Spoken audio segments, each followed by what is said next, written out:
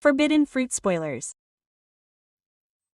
Have you ever thought about how everything can change in an instant when the person you think you know best turns out to be different from what you've always imagined? It's in those sudden silences, in those fleeting glances, that the most dangerous truth lies. Yildiz doesn't know that his world is about to crumble when Ender makes her triumphant entrance, accompanied by Bulan. A name, a face, a presence that seems harmless. Instead, it unleashes a wave of unanswered questions. Why is he here? What are their smiles really hiding? Ender's proposal seems elegant, almost innocent, but behind those words there's a dark plan, something Yildiz didn't foresee. And when the doors close, leaving him alone with Kemal, the atmosphere becomes tense, almost electric. A shadow crosses his confidant's gaze and the light-hearted joke that Yildiz makes to them immediately fades in response to his reaction. Shamala has something to say, something that can no longer remain buried. But what secret is he keeping and why now? Then suddenly his words fall like a bolt from the blue, transforming a suspicion into a devastating blow. Yildiz is left breathless, unable to believe what he has just heard. A gesture, a choice, an unexpected task that not only hurts him, but calls into question every certainty in his life. And his final order, cold and icy, opens the door to a scene that will change everything forever. If you want to be the first to find out what will happen, write the sin in the comments and you will receive the video preview. The car speeds, stunned by the noise of the engine towards the Castrol, the place of the confrontation that no one would have foreseen. But on the other side of the city another scene is unfolding. Kaner and Zeynep meet. She looks tired, her eyes weighed down by secrets that she still cannot find the courage to utter. Let's have dinner and talk, Kaner suggests, and she accepts. But fate has other plans. Alian bursts into the room with her magnetic presence and a sharp question. Are you making plans without me? There is defiance in her voice, tension in the air. I just spoke with America, says Alian. A deal made, an alliance perhaps made, an apparent calm that hides storms beneath the surface. In the meantime, at the Castrol, Yildiz is led to a table. Yildiz does not yet know he is there. She stares petrified, he sees the uniform, the forced smile. What are you doing here? Yildiz growls. I am working, she replies simply, but also with a desperation that she herself tries to hide. He wants her to leave immediately, to erase that humiliation. The marriage seems to be tilting, a ground creaking under the weight of unspoken words. You left home without telling me where, accuses Lilith. You found a job to shame me, counters Yildiz. And then she utters words like blows. I am not Zara. I do not bend like a reed. It is the strength that Yildiz does not expect from you, the dignity that he has never truly seen. The scene shifts to the car, the climax of the confrontation. You can't do anything without asking me, Yildiz yells. She reacts. You weren't home, you weren't answering the phone. There's tiredness, disappointment, anger in her accent. He asks who this Kimchi is who helped you find a job and Yildiz doesn't look away. And after you left, what was I supposed to do? She asks, as if every word could rebuild piece by piece what was destroyed. Then comes the truth that burns the most. Yildiz didn't feel loved for who she is, she wasn't understood, she didn't support her. You never asked me if I had problems, she accuses. You don't like problems because they would ruin your idea of happiness. It's a rift in the marriage, a showdown that Yildiz couldn't imagine or really prepare for. And while this emotional storm explodes inside the car, elsewhere Ira is going through a different, more delicate moment. She confides in a friend about a secret crush, a whispered, shy love that she doesn't yet dare to express. Why don't you make the first move? Her friend asks. Maybe he's waiting for you, Ira suggests. And in their eyes a hope. Hidden, fragile, but real. As a marriage collapses, another love blossoms, as if it were rebirth amidst the ruins. With a heated voice, sharp as a blade that vibrates in the silence, Didit explodes. Do you have a family? I didn't come out of a tree bark. It's the anger of someone who has been silent for too long and now every repressed emotion gushes out like a river in flood. Yildiz tries to justify herself, tries to calm the tension, but every word rings hollow. Useless. I should have told you then, she says. Yildiz is not fooled. She presses, she denies it. I can't talk to you. And at that moment the silence that precedes the storm falls. Then the final blow, you were too busy checking if there was something between you and Daphne.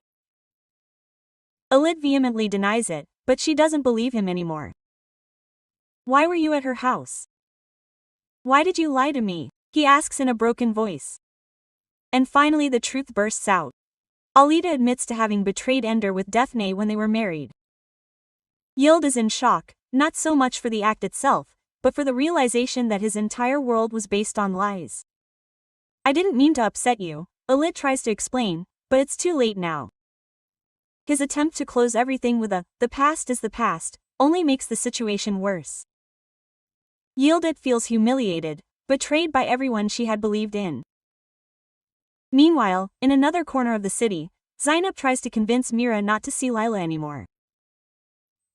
Don't use the word love with me, she says bitterly.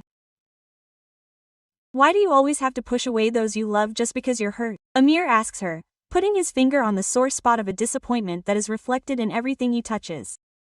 But let's get back to the heart of the matter. Yildiz makes a clear decision. I'm leaving, he says with heartbreaking dignity. I forgive you because I still love you, but since you won't forgive me, I'm leaving. Yildiz doesn't accept, grabs her by the arm, and forces her to return home. The scene is powerful, disturbing, and Kamal is a silent witness. Shortly afterwards, she tells everything to Ender, who asks in disbelief if they've reconciled.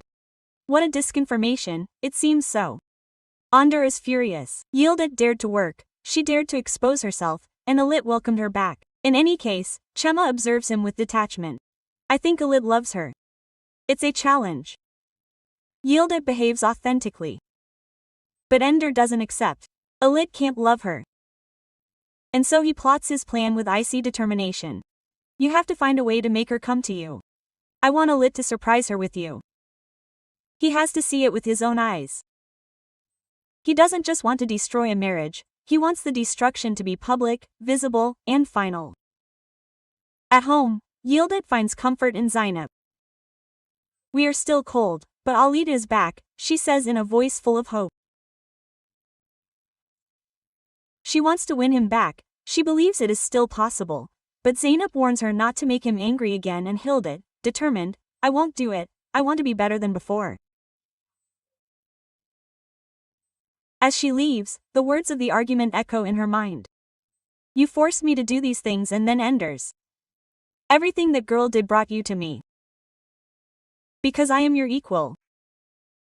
In the meantime, Yildiz tries to figure out who helped Yildiz. He calls Typhoon who tells him it was a girl who works for me. Sachek. Innocent information on the surface, but potentially explosive.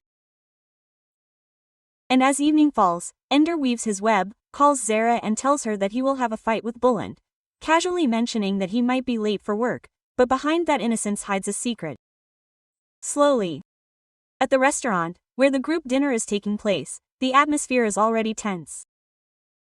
Zayn will come, don't sulk, but the air is electric. Then the unexpected entrance. Kira arrives at the restaurant and everyone wonders where her mysterious companion is. Alian enters shortly after. The chill falls. Zainab is shocked. Kaner tries to remain calm, but the tension is palpable. If you loved him so much, why did you leave him? Kaner asks Zainab and the question hits home. It's complicated, she replies. But Kanelza, you lost him by being too demanding. His words are a truth that Zainab can no longer ignore. At that moment she makes a decision, she doesn't want to lose Alian, but perhaps it's already too late. In the company offices. While Yildiz tells Ender that his inspection is over, Yildiz takes the opportunity to throw a venomous dart. Congratulations on your assault on the company. But it's only when she's alone with Alit that another bomb explodes. How could you do that? Do this to me? She accuses him, furious that he told Ender about his past. But Alit surprises her by asking, did Daphne tell Ender? And the truth begins to unravel like a tangled ball of yarn, revealing intertwined relationships and betrayals transformed into subtle poison. Ender, calculating and icy, proposes a cruel plan to Alito, giving Hildit 5 million just to see if she will still be visible next to him, because Ender is convinced that Hildit only loves money, not Alit. When Alit hands her the briefcase with the 5 million, Hildit's reaction shocks everyone. Quote, I wanted your attention, not your money, she says, rejecting the offer with dignity. And yet the story does not end. The morning after that tension-filled dinner, Zainab wakes up with a burning heart, determined not to let the past remain unsaid. She dresses carefully, breathing heavily, her heart beating like a crazy drum. Today is the day Dalyan will admit that she is still in love with him. She arrives at the door, her hand raised to knock, but doubts creep up on her. What if it is too late? What if Alian has really moved on with Ira? Despite everything, she chooses to try and knock. Someone approaches from inside. Alian suddenly appears in a bathrobe, his hair disheveled from sleep, as if that moment should be ordinary, but behind her he is wearing only his shirt, the same shirt that Zainab had seen so many times. Stop.